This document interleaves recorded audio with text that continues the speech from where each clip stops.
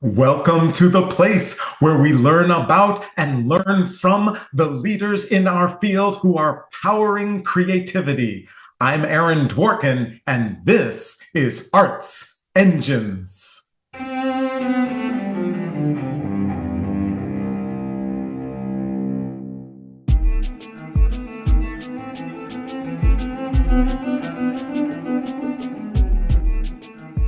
Just a heads up, everyone, that my new book, Entangleism, The Small Science and Big Art of Loving Your Life, is out and available on Amazon and everywhere books are sold. I encourage you to check it out.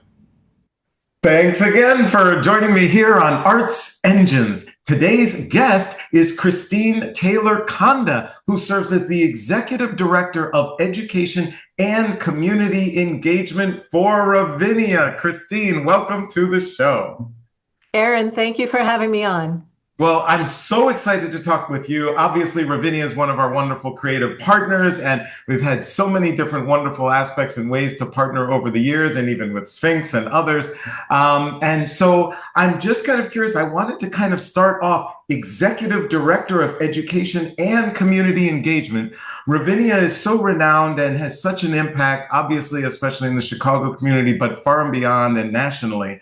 And just wondering if you could share with us what falls under your purview? What is the breadth of what you oversee and lead at Ravinia? Absolutely. Our education and community engagement programs are known as Reach, Teach, and Play. That's the umbrella for the programs. I've been here for about 23 years now as the director of Reach, Teach, Play, and now as the executive director of education and community engagement. We serve about 20,000 children each year in public schools throughout the Chicago area, and up to another 30,000 community members with our programs. I oversee the school programs that we have, of which there are several, and then our community programs where we partner with social service agencies and music schools. The whole idea is to make sure that there is as much access as possible for the most number of people possible, especially those who would not have access to great music experiences or concerts at Ravinia, schools that might not have music programs in their own schools. We have been working for the last 30 years to remedy that lack of arts education, music education in schools. It's truly incredible. And the breadth, I mean, basically you were referencing a footprint of at least 50,000 people. Which, I mean, it really is truly extraordinary. I'm tired. I hear you. It's amazing. And of course, when you take any one of those stories, because that's obviously a huge number. It's this huge breadth of impact, but each one is a story. Each person is a story. Each young person is a story. And so it's just amazing. I think 50,000 stories of people and how they were able to engage in and or be impacted by the arts. And so it truly is incredible. So in the midst of this amazing breadth that you oversee, you have your One Score program. Could you share with us a little bit more about that? Yes. The CEO, president and CEO that precedes this one, Wells Kaufman, he sent me a newspaper clipping once and just said, "What do you think?" And there are all these different articles on the newspaper, so I didn't know what he was talking about. But he was referring to the Chicago Public Libraries announcing their One Book, One Chicago selection for that season. So there have been many library systems around the country that basically form a giant book club around one piece of literature. And many, many years ago, we asked Chicago Public Libraries if we could borrow that idea around a piece of classical music. And then One Score, One Chicago was born. It's a celebration of one piece of music that we would love for the general public to know a bit more about, to dive into. It's a way to provide that access that I was talking about to these chestnuts. Some of them are old chestnuts, and some of them are new works that are going to be in the canon. And so every year we celebrate one piece of classical music throughout our various programs. So That's throughout the 12 different Reach, Teach, Play programs, we celebrate. This past summer was Beethoven's Seventh Symphony. awesome. And so, for those, right, I'm sure there are those in our audience at their respective organizations, and they might be like, oh, this could be an Yeah. interesting idea. Could you share a little about the implements? So, how does that materialize across these different programs? What does that look like? How do you kind of manage that and actually manifest Absolutely. it? Yeah. Absolutely. Well, one thing that's great about this is a lot of people think of Ravinia as just the 3 months of the summer, and then they don't think we do anything else.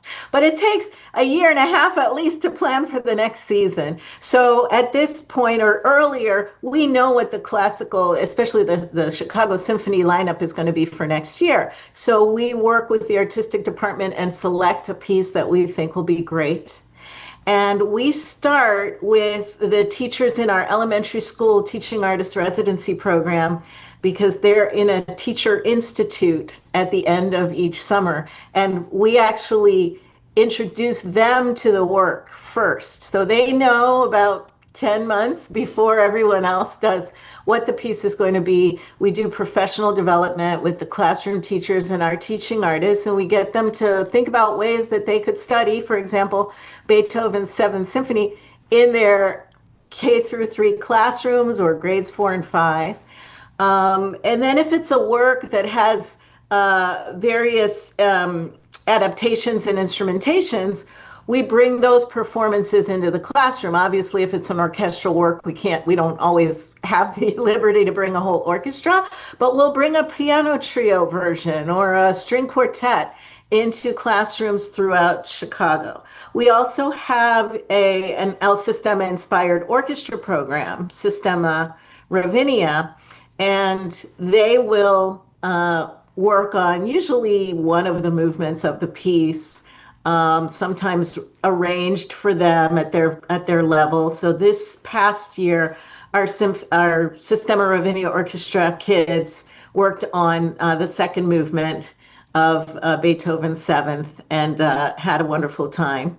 And then this past year, we always try to think of something innovative. This music does not have to be so structured and so formal that it's only heard one way, it's only played one way, and it's only listened to by a certain group of people. And so we try to think outside of the box. And there was a group, a trio, I don't know if you would consider them jazz or classical or rock. They're just a dynamic trio of saxophone, bass, and flute. And they had performed here at Ravinia last year. They had performed for kids, they had performed for a paying audience, and they were just fantastic. And we asked them if they would actually interpret Beethoven's Seventh for us.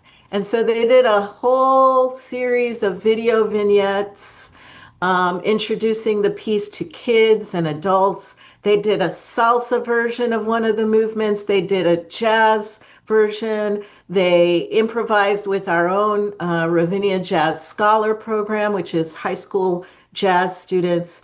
So each year, One Score, One Chicago is different, but each year we try to come up with the most innovative ways to explore the piece and to expose folks to the piece. It's absolutely wonderful. It's incredible. And, as you're describing all of this amazing work, and again, I was thinking about the breadth of everything, right? That Yeah, goes yeah. beyond one score. And obviously, you're having to achieve results not only directly, but through others in your entire team.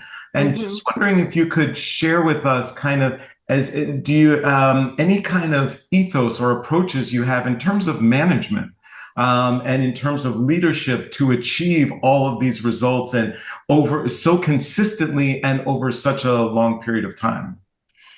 Well, I appreciate that recognition. It is something that I've grown into. But I would say that collaborating with my team is paramount. In describing something like one score, one Chicago, all of those ideas cannot come out of one mind. So we're more like a hive in terms of the staff. And one of the things that my present president and CEO has really taught all of us is that leadership can come from any level. So any great idea can come from anyone on the team, whether it's a coordinator, an administrative assistant, a manager, or a director. And we really hold that to be true. But managing so many programs, and obviously, I'm a musician and I kind of grew up in this world, but I didn't go to management school. So it's been learn as I go. I will say I had a year of professional coaching. And then the team was led through about 6 weeks of coaching, and that has helped us tremendously. We now know to lead with empathy, to stand back and observe what each other's doing before we make assumptions, and that has added to the ethos, if you will, of understanding that everyone has good intent, and giving us really great objective ways to work together as we become a family. It's absolutely incredible. So, unfortunately, we are just about out of time, but I always like to ask of all my guests this leadership that we were talking about, right? That's so amazing. And the impact obviously is so incredible that you have so much joy that I can see in terms of the work, but there has to be those tough days. And so, Yes. just wondering on days where it seems like there's even an insurmountable challenge, any kind of leadership approaches that you have or a mechanism you use to kind of get you through or past the tough times? There are three things that I do. One is I lean into my creativity. So something like One Score, One Chicago, where we even came up with the idea of painting busts, is always, make it fun, and so that's leaning into one's own creativity is important, especially because most of us are artist leaders. And then the second is I try to get back out into the field. I try to go to a classroom or hear a rehearsal of the jazz scholars or sit in on a sectional, with our Sistema Ravinia orchestra kids. Just hearing those little kids, sing with such joy.